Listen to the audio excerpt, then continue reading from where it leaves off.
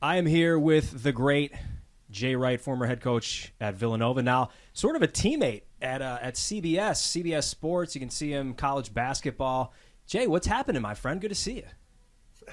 You're right, Pat, man. We're working in the same industry. I've come over to the dark side now, getting ready for CBS basketball season, which starts for me on the ninth with Tennessee and Illinois.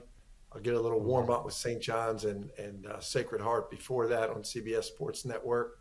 So getting ready to get into it. I'm not into it full time all year like you, buddy. Yeah, I don't know about that. Now's my time of year, though. We got football going on. We got basketball. We got hockey. Union just wrapped up, unfortunately, but now's a fun time of year. Before we talk more about your TV background, I want to hit the Big Five Classic, which is obviously part one is tonight, is Wednesday, but part two is Saturday, which is a big day. You've always been a huge proponent of the Big Five and what it means to the city. What's it mean to you, though? I'm really excited about this.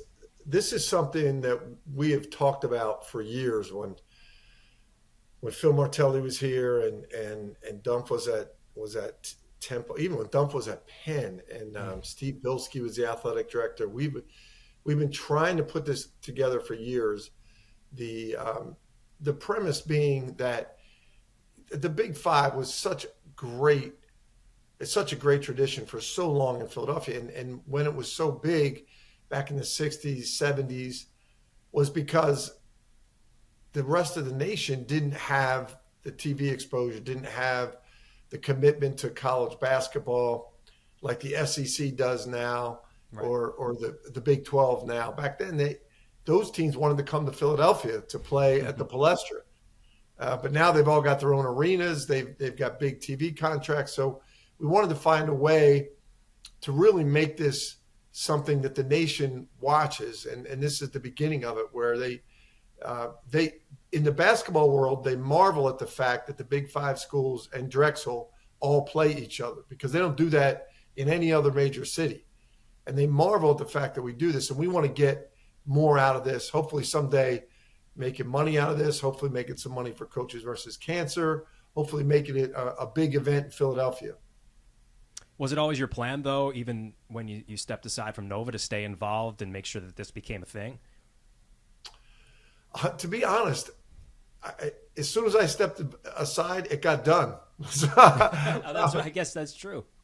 I was pushing for it, but I think the credit goes to our athletic directors and the athletic directors of the Big Five, and really Dan Hilferty with Comcast Spectacor and Wells Fargo. I love how they're pumping this up, and I hope everybody in Philly gives it a chance and comes down, spends a great day of college basketball at the Wells Fargo Center. You can come down and see all the teams play, and we honor a Big Five champion right there.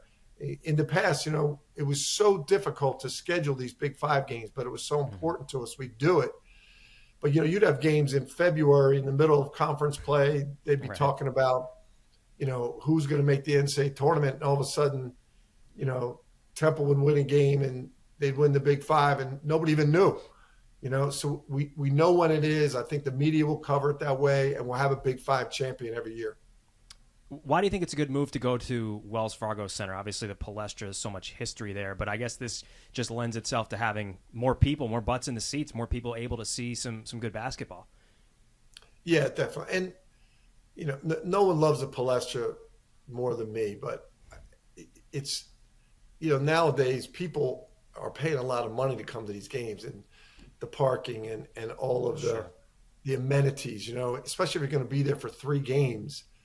You can get a dinner before games, and you can go to Xfinity Live and enjoy it. It's one of the great atmospheres, one of the great venues in sports in our country down there. And we've got to take advantage of it for the city of Philadelphia. It's not a slight on the Palestra at all. That's still a unique experience. Penn and Villanova had one of those experiences this year. I was there.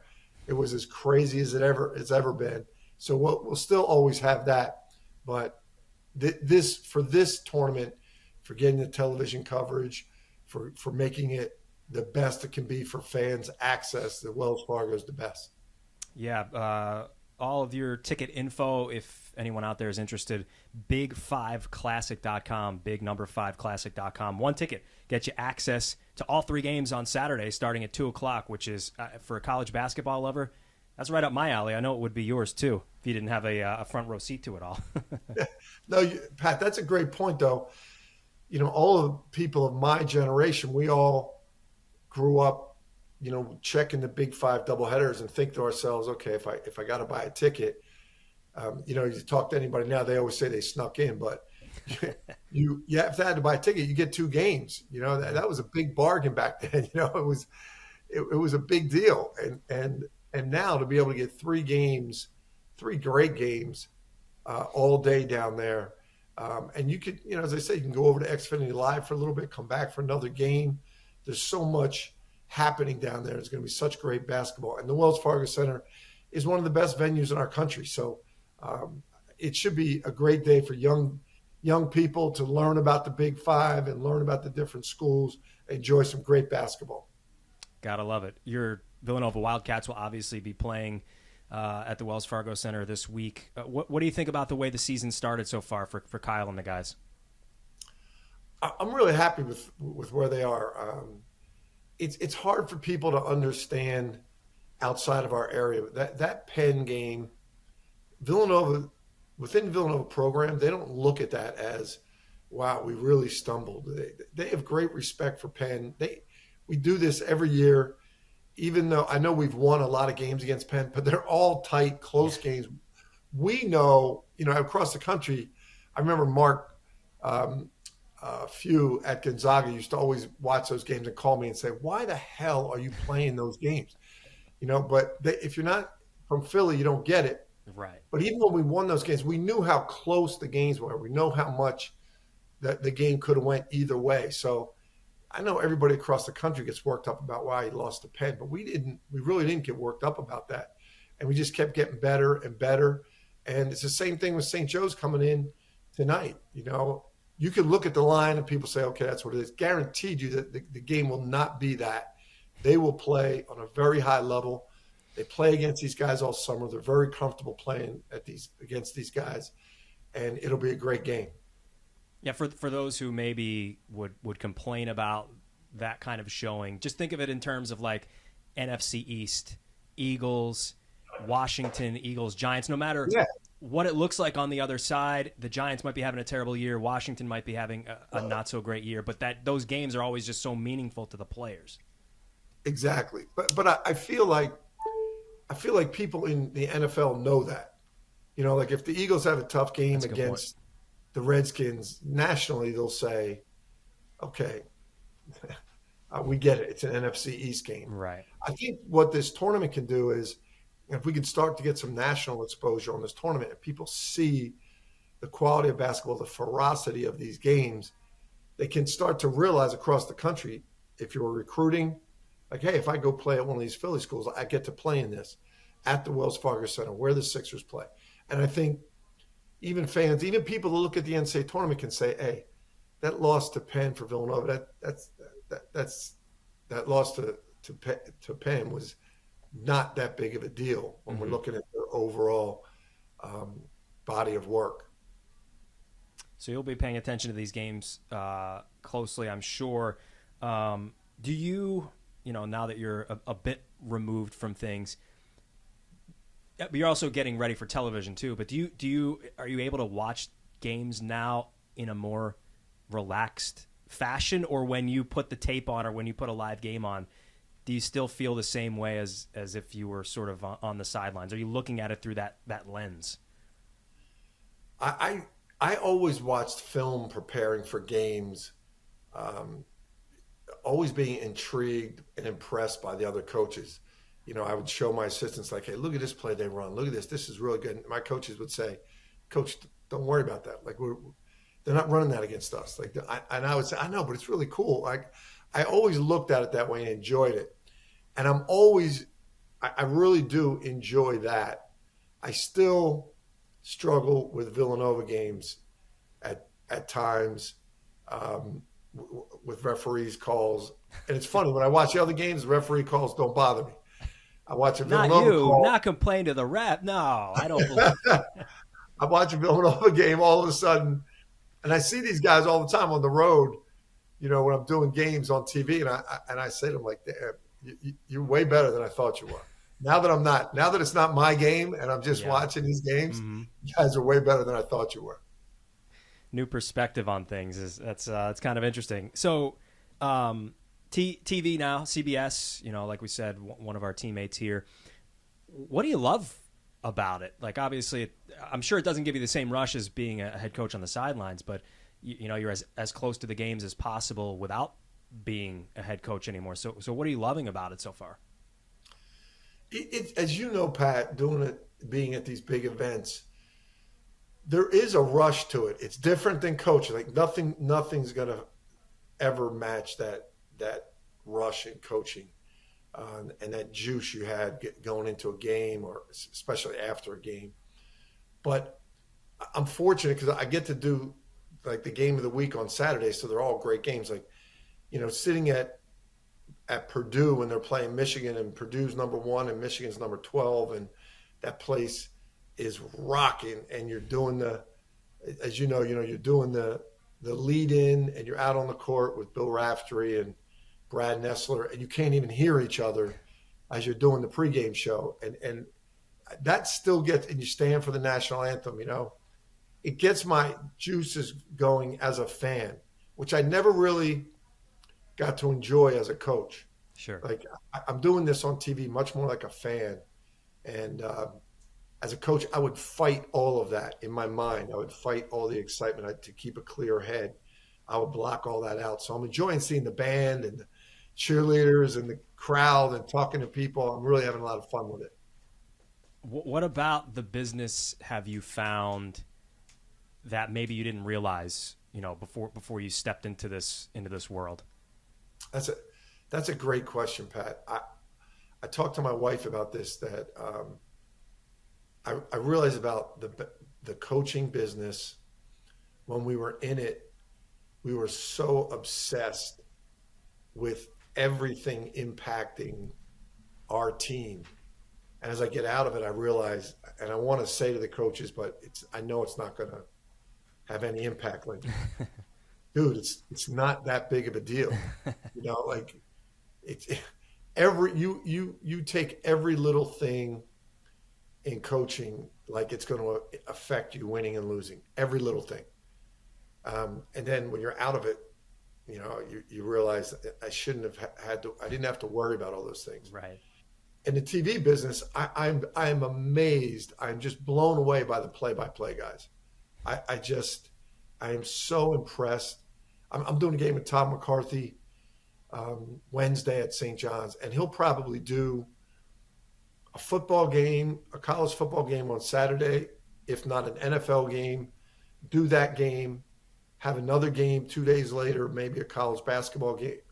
The fact that those guys can prepare, know all those names, do all their reads with a producer in their ear, I'm so impressed with them.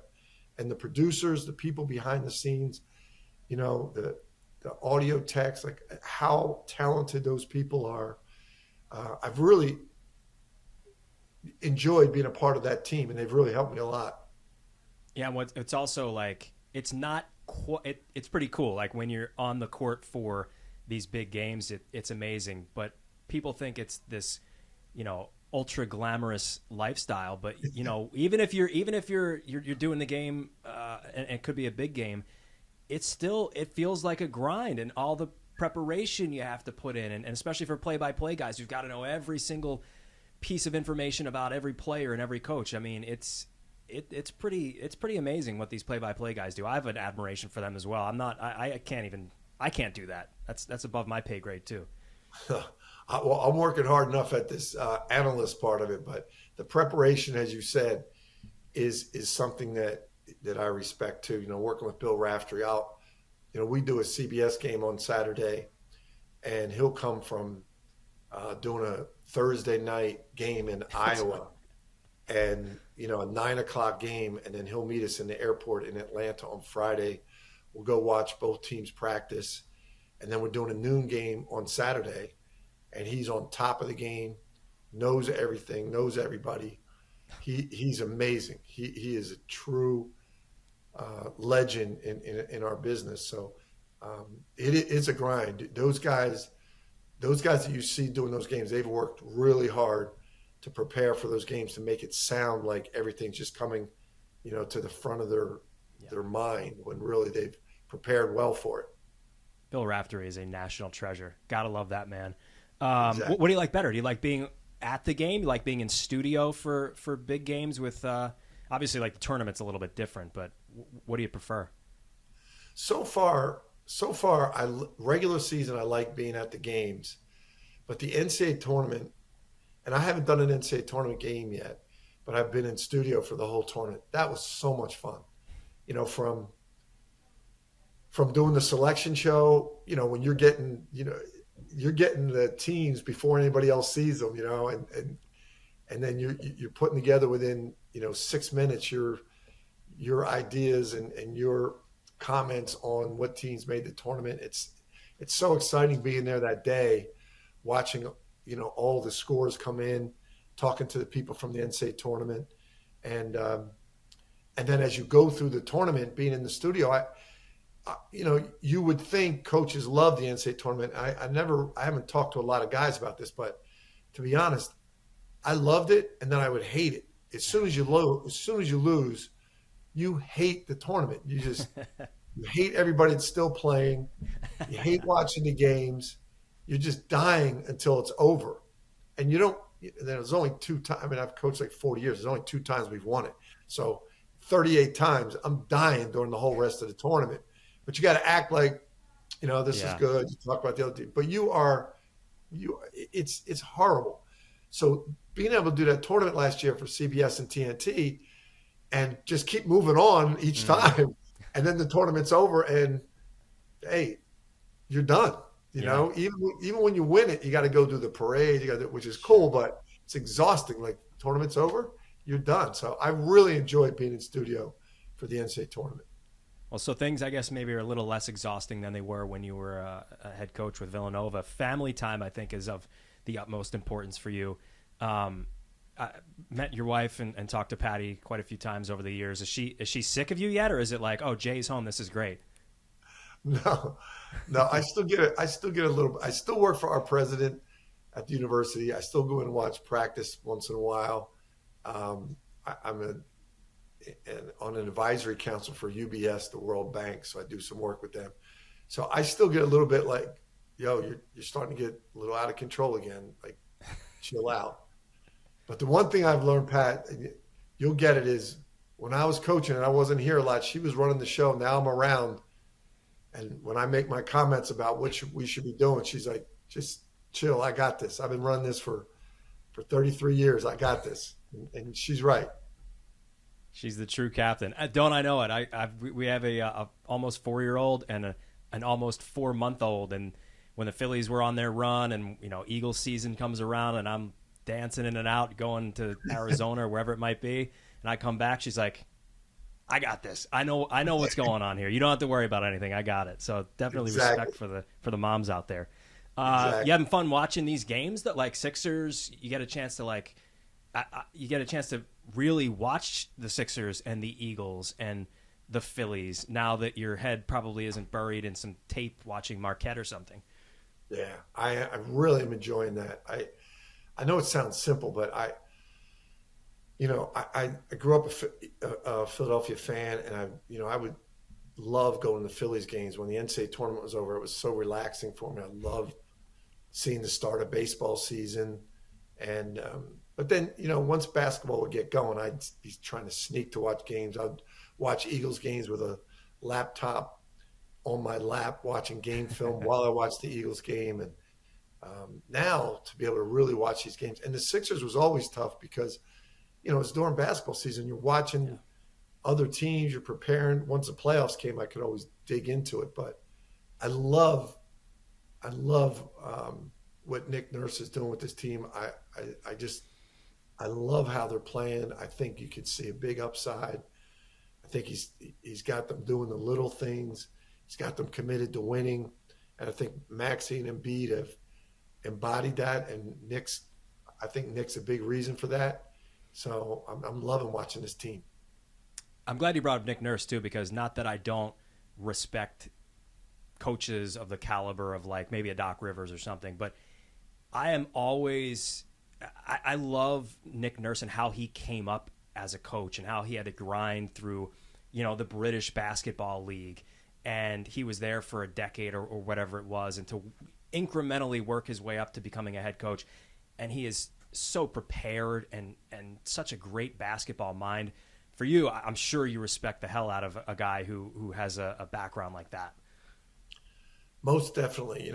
He's got Doug West on his staff, who played for us and then was on our staff, and Reggie Redding, who played for us, is on his staff, and they respect the hell out of him. And I think a lot because of all the characteristics that you just mentioned. And I remember Doug West, when he was an assistant with us, left us to go be Nick's assistant when he was coaching the G League team for the San Antonio Spurs. So, I mean, he's done it all. And there's definitely in coaching, it's not that you don't respect the guys that, were former players and then got into coaching. It's not that you don't respect them. It's just that you have so much respect for the guys that work their way up like Nick Nurse does. And you also understand there's no ego involved in his approach to coaching the team. Yeah. He's a coach. He's going to do what he's got to do to win, and he's going to treat everybody fairly, and he's not going to be afraid to be criticized. He's not going to be afraid for players to be mad at him. He's a coach. That's what coaches do. And I really like the way he's handled everything he's done so far here in Philly. Because as we know, Philly's not an easy place to be an outsider and come in. No doubt. But if there's ever been a Philly coach that you can respect, with the way he's come up through the league, for sure we do with Nick Nurse. Today's a big day, right? Is there a ceremony happening? Is that today? The right way? Yes. What's that mean to you to be honored in that way? It's very humbling. It's a little weird, but our athletic director Mark Jackson used to always. I've held him off years doing this. He always wanted to do this, and we have a road that goes through the practice facilities on one side, the Finner Pavilions on the other. And there's never been a name for that road. And years ago, he's like, we got to call this the right way. We got to call it. I'm like, dude, no way. No way. And then he kept pushing. I said, not while I'm coaching here. No way. So when we were at the Hall of Fame, he did a big presentation that this was a gift that the school was going to honor Patty and me. So we're very grateful. And, what do you say? It's a beautiful. It's awesome. Yeah. It's a beautiful piece, and we'll do it before the game today, and then the right way will be there. And I hope it adds something to the university. I hope it adds something to the athletes. Maybe they can look at that and think that, we're all lucky to be a part of this great university, this great program. We're all part of something bigger than ourselves.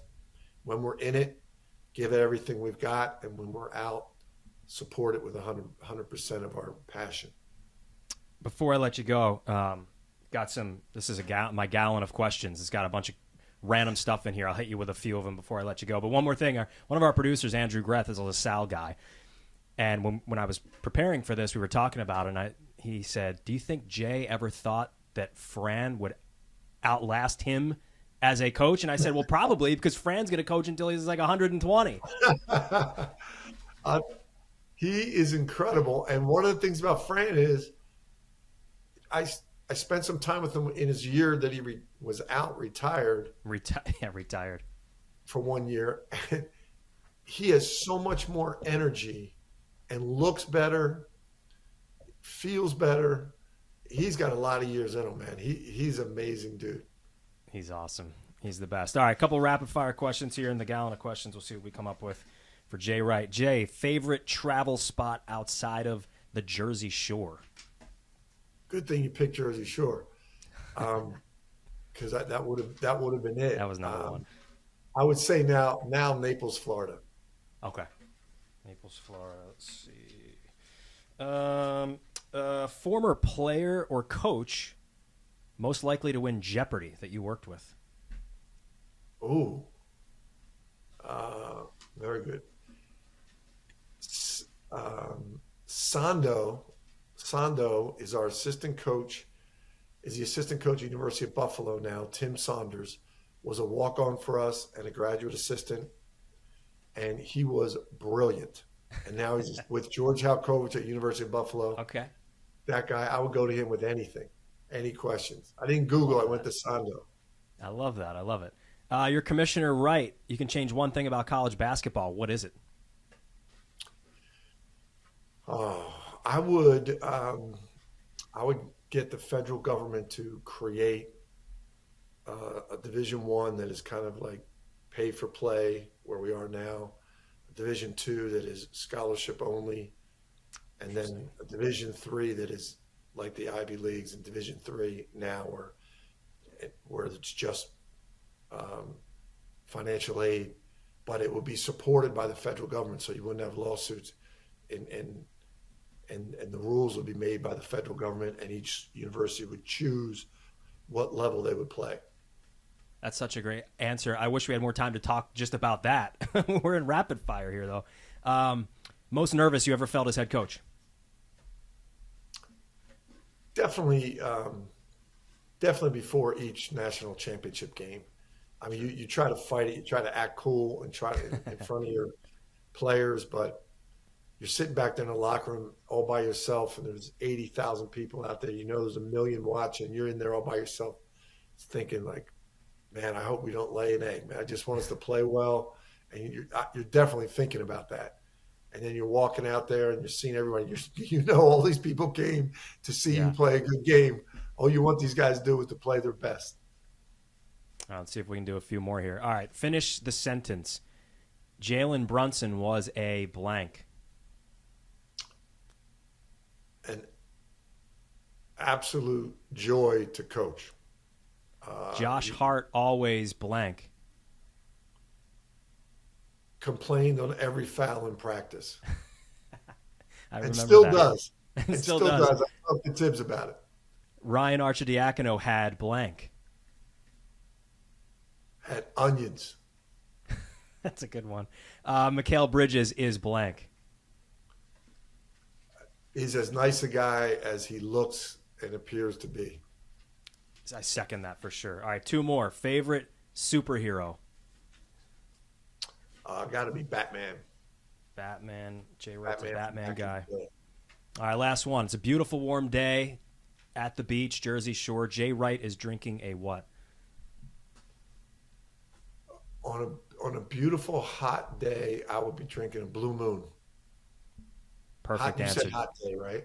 It's a hot day, yeah. It's a hot day, Blue Moon. Later in the night, I can switch it off a little bit. Sounds good. Jay, appreciate it so much. Huge weekend with the Big Five, obviously. We appreciate you talking about that. And then good luck this year with all the college hoops, man. It's going to be a great year. Thanks, buddy. Hope I see you along the way.